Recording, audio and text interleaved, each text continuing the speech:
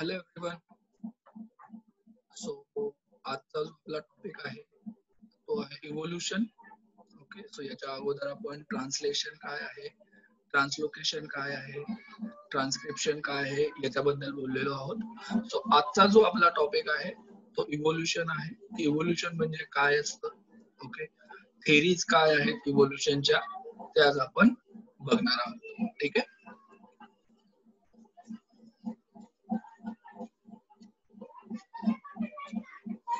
So, evolution. So, evolution काय आहे तर it is a gradual change occurring in the living organism over a long duration. Okay, लक्षात घ्या evolution जी आहे it is a very slow process. Okay, ही खूप slow process आहे.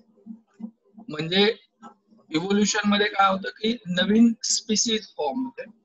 Okay, so एखादी जी ऑलरेडीची एखादी प्री एक्झिस्टिंग स्पीसीज आहे त्या स्पीसीज मध्ये काही ग्रॅज्युअल चेंजेस होतात. म्हणजे काही हळूहळू चेंजेस होतात आणि ते खूप लॉंगर टाइम साठी असतात. म्हणजे असं नाही की एखाद्या ऑर्गॅनिझम मध्ये आज काही चेंजेस झाले आणि ते उद्या लगेच नवीन स्पीसीज फॉर्म होईल. ओके, सो मिलियन इयर्स लागतात एखादी न्यू स्पीसीज फॉर्म होण्यासाठी. ओके, सो म्हणून आपण काय म्हणतो this is very slow going process through which development of organism is achieved. So जी इव्होल्यूशन आहे ती काय खूप स्लो ग्रोईंग प्रोसेस आहे. ओके, खूप स्लोली एखादी नवीन स्पीसीज काय होते इव्हॉल्व होते. Okay, so all the stages in change occurred in various components ranging from stars and planets in a space to the biosphere present on the earth should be included in the study of evolution. So study of evolution मध्ये आपण सगळ्या stages बघतो. Okay, आणि त्या आपण stars planets okay जे space मध्ये आहेत त्यांच्यामध्ये असो, ओके, जे आपण म्हणतो की big bang theory. Okay, big bang theory विषयी तुम्हाला इथे सांगितलेलं आहे की इन्फॉर्मेशन कलेक्ट करायचे. ठीक आहे, सो काय झालं असेल एक्सप्लोजन झालं होतं. ओके, युनिव्हर्स मध्ये. ओके, आणि त्याच्यामध्ये खूप साऱ्या गॅलेक्सीज या स्टार्स वगैरे जे आहेत ते काय झाले फॉर्म झाले. ओके, सो काही बिलियन्स इयर्स अगोदर आपण म्हणलं तर लाईफ जी आहे ती ओरिजिनेट झाली अर्थ प्लॅनेट वरती. ओके, आणि त्याच्या अगोदर जर आपण अजून विचार केला तर त्याच्या अगोदर अर्थ पण इव्हॉल्व नव्हती झाली. सो अर्थ फॉर्मेशन वगैरे हे जे झालं ते कधी झालं बिग बँग थेअरी नंतर. ओके, सो ज्याच्यामध्ये खूप सारे स्टार्स आणि प्लॅनेट्स काय झाले फॉर्म झाले. Okay, so formation of new species due to change in specific characters of several generations of living organism as a response to natural selection is called as evolution. Okay, so तुम्ही evolution ची definition लक्षात ठेवू शकता. That is the formation of new species. Okay, evolution मध्ये basically काय होतंय new species form होते. So new species form direct तर होत नाही. ओके, सो ऑलरेडीची कुठली तरी प्री एक्झिस्टिंग स्पीसीज असेल, सो याच स्पीसीज मध्ये काय होईल काही स्पेसिफिक कॅरेक्टर्स मध्ये चेंजेस होतील. ओके, आणि ते जर कॅरेक्टर्स बेनिफिशियल असतील ओके त्या लिव्हिंग ऑर्गॅनिझम साठी, सो सेव्हरल जनरेशन ते कॅरेक्टर्स काय केले जातात ट्रान्समिट केले जातात. ओके, आणि इथे दुसरा इम्पॉर्टंट इम्पॅक्ट काय नॅचरल सिलेक्शन. ओके, की नेचर सिलेक्ट करतं. जर ते कॅरेक्टर जर चांगलं असेल तर नेचर सिलेक्ट कर कॅरेक्टर. ओके, सो त्या ऑर्गॅनिझमला काय केलं जाईल सिलेक्ट केलं जाईल. सो याला आपण काय म्हणतो evolution. Okay, so evolution simple तुम्हाला लक्षात ठेवायचं the formation of the new species due to change in specific characters. कुठल्या तरी एका स्पेसिफिक कॅरेक्टर्स मध्ये काय होतात चेंजेस होतात of several generation of the living organism as a response to natural selection. कशामुळे झाले ते because of the natural selection is called as evolution. Okay, so 3.5 billion years ago, life had been non-existence on Earth. Okay, जर आपण 3.5 billion years ago जर बघितलं तर there was no life on Earth planet. Lifeच नव्हती Earth planet वर. Okay, so at the beginning there may have been only a simple elements in the ocean on the earth, and simple type of organic and inorganic components or the compounds may have been formed from those. Okay, so यांचं म्हणणं काय आहे की 3.5 billion years ago जर आपण विचार केला तर अर्थ वरती कुठल्याही प्रकारची लाईफ नव्हती. ओके, मग काय होतं त्यावेळेस, तर त्यावेळेस काही सिंपल एलिमेंट्स प्रेझेंट होते ओशन मध्ये. काय होते? Simple elements. So for example the elements मी तुम्हाला सांगू शकतो. कार्बन म्हणा, तुम्ही हायड्रोजन म्हणा, ऑक्सिजन म्हणा, नायट्रोजन म्हणा, सल्फर म्हणा, फॉस्फरस म्हणा. Okay, so these are some elements. याला तुम्ही काय म्हणणार? एलिमेंट्स. ओके, सो हे काही एलिमेंट्स होते. या एलिमेंट्स पासून काही कंपाऊंड्स फॉर्म झाले असतील. ओके, सो त्यामध्ये काही ऑर्गॅनिक कंपाऊंड असतील, याच्यापासून काही ऑर्गॅनिक कंपाऊंड फॉर्म झाले असतील आणि काही इनऑर्गॅनिक कंपाऊंड फॉर्म झाले असतील. ऑर्गॅनिक आणि इनऑर्गॅनिक. सो ऑर्गॅनिक कशाला म्हणतो आपण? Study of carbon and carbon derivative. Okay, so ज्याच्यामध्ये कार्बन कंटेनिंग कंपाऊंड्सला आपण बेसिकली ऑर्गॅनिक म्हणतो. ओके, जे नसतं, ज्याच्यामध्ये कार्बन्स नसतात असे जे कंपाऊंड्स असतात त्यांना आपण इनऑर्गॅनिक कंपाऊंड म्हणतो. सिम्पली तुम्ही केमिस्ट्रीमध्ये शिकला असाल. ओके, सो हे काही सिंपल कंपाऊंड्स त्याच्यापासून फॉर्म झाले या एलिमेंट्स पासून. नंतर या सिंपल एलिमेंट्स पासून किंवा सॉरी सिंपल कंपाऊंड्स पासून काही कॉम्प्लेक्स कंपाऊंड फॉर्म झाले. Okay, so the complex compound like proteins and nucleic acids may have form over the long period from those simple compound. So now see, these simple compound जे होते या simple compound पासून काय तयार झाले असतील? Complex compound. Okay, so मी म्हणलं की फॉर एक्झाम्पल पहिल्यांदा amino acids simple compound form झाले असतील आणि या अमिनो ऍसिड्स पासून कॉम्प्लेक्स कंपाऊंड प्रोटीन्स फॉर्म झाले असतील. बरोबर. आपण म्हणलं की सिंपल कंपाऊंड्स न्यूक्लियोटाइड्स फॉर्म झाले असतील आणि या न्यूक्लियोसाइड्स पासून कॉम्प्लेक्स कंपाऊंड फॉर्म झाला असेल ज्याला आपण न्यूक्लिक ऍसिड म्हणूया. ओके, सो न्यूक्लिक ऍसिड आपण स्टार्टिंगलाच बघितलेला आहे, ज्याच्यामध्ये डीएनए येऊ शकतो किंवा आरएनए आपण म्हणू शकतो. सो हे काय झालंय? कॉम्प्लेक्स कंपाऊंड फॉर्म झाले. कशामुळे? From this simple compound. सिंपलचं इव्होल्युशन झालं कॉम्प्लेक्स मध्ये. बरोबर. So the first type of cell, the first primitive type of cell may have been formed from the mixture of different types of organic and inorganic compound. So G first primitive cell तयार झाली असेल, whatever the primitive cells are formed, okay, so that primitive cell is made up of these simple organic and inorganic compound. याच्यापासून ते काय तयार झाले असेल, म्हणजे या कंपाऊंडचं मिक्सचर झालं असेल आणि त्याच्यापासून या प्रिमेटिव्ह सेल्स बनले असतील. Okay, so the number of cells may have increased at the cost of surrounding chemicals. Okay, so water मध्ये आपण म्हटलं होतं की हे केमिकल्स प्रेझेंट होते. तो आज आपल्याला हे माहिती आहे की the first life is originated in the water. Water मध्ये लाईफ काय झालेले? ओरिजिनेट झालेले आहे. सो याच्यामुळे आता या कंपाऊंड पासून आपण म्हणलं की प्रिमेटिव्ह सेल तयार झाली. So definitely the number of cells काय झाले असतील? फॉर्म झाले असतील. ओके, सो खूप सारे सेल्स याच्यामध्ये काय झाले असतील? फॉर्म झाले असतील. ओके, सो मी म्हणेल की there are number of cells are form from the surrounding chemicals. जे काय सराउंडिंग केमिकल्स होते त्याच्यापासून खूप साऱ्या सेल्स काय झाले असतील? फॉर्म झाले असतील. Okay, so there may had been some differences among those cells. मग या सेल्स मध्ये काही थोडेफार मायनर डिफरन्सेस असू शकतात, चेंजेस असू शकतात.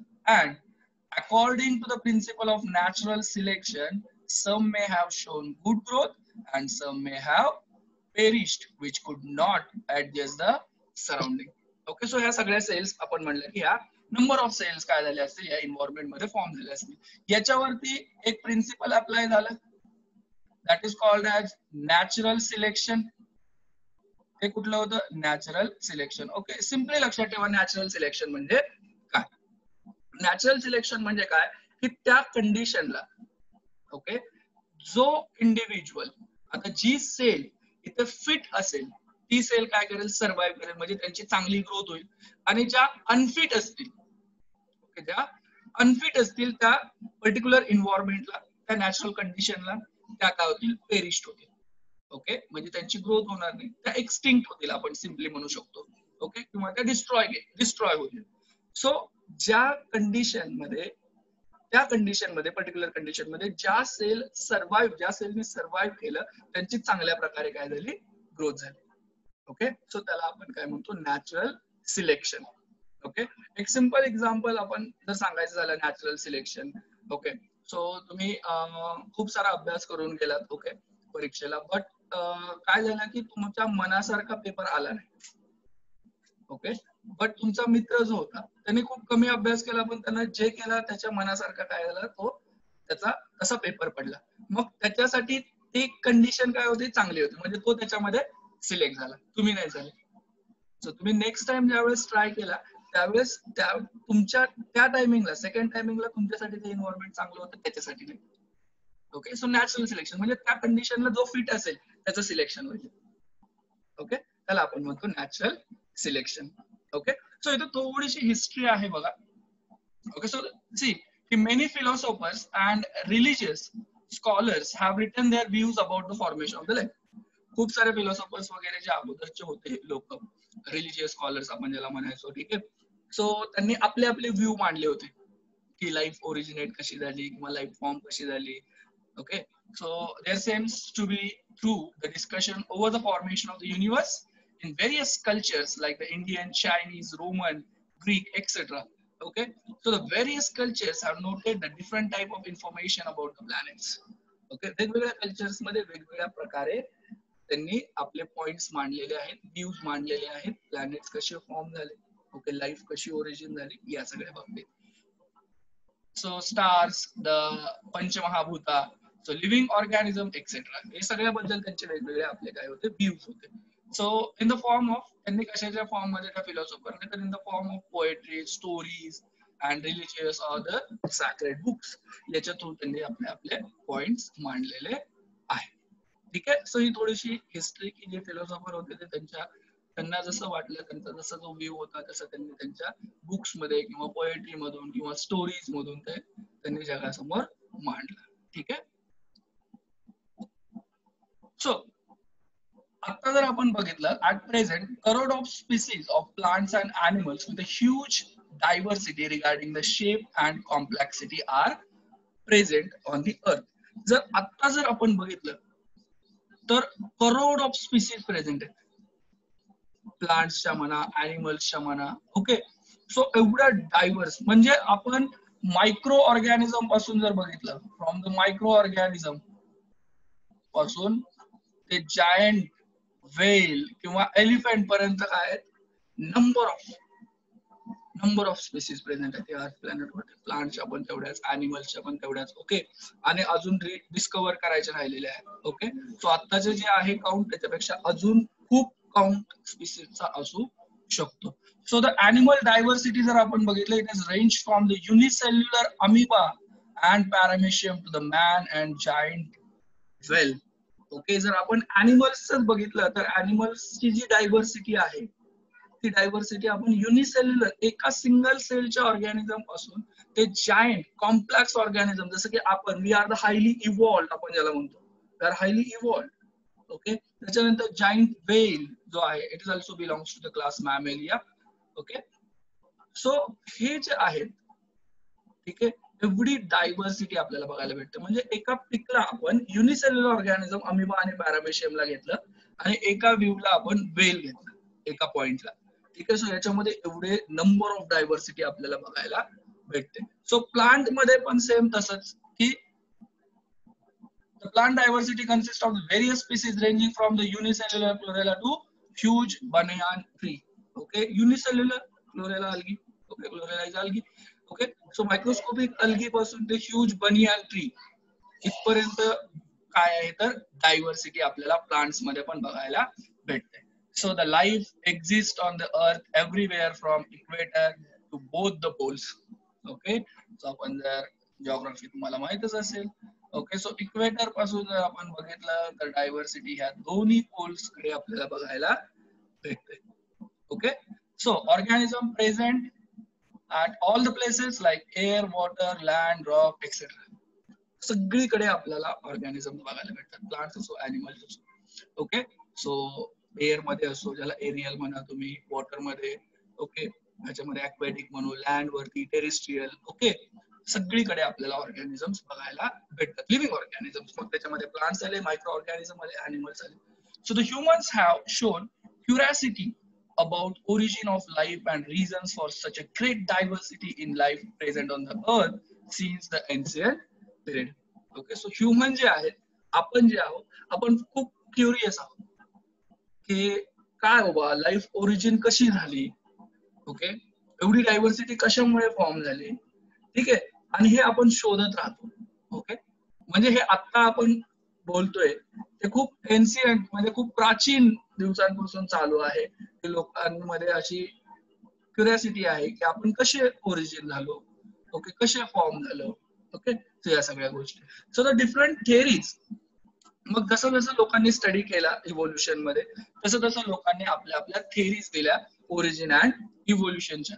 Okay, so the different theories about origin and evolution of life have been proposed still today, of which theory of gradual development of living organism is accepted. खूप साऱ्या थेऱ्या दिल्यात. ओके, त्या आपल्याला थेऱ्या नाहीयेत. ओके, सो तुम्ही ज्यावेळेस 11-12 ला जाल त्यावेळेस तुम्हाला डिटेल्स मध्ये काही थेऱ्याज तुम्हाला बघायच्या आहेत. ओके, स्पेशल क्रिएशन थेरी असेल, अबायोजिनेसिस असेल, बायोजिनेसिस थेरी असेल, ओके, पॅन्सपर्मिक थेरी असेल.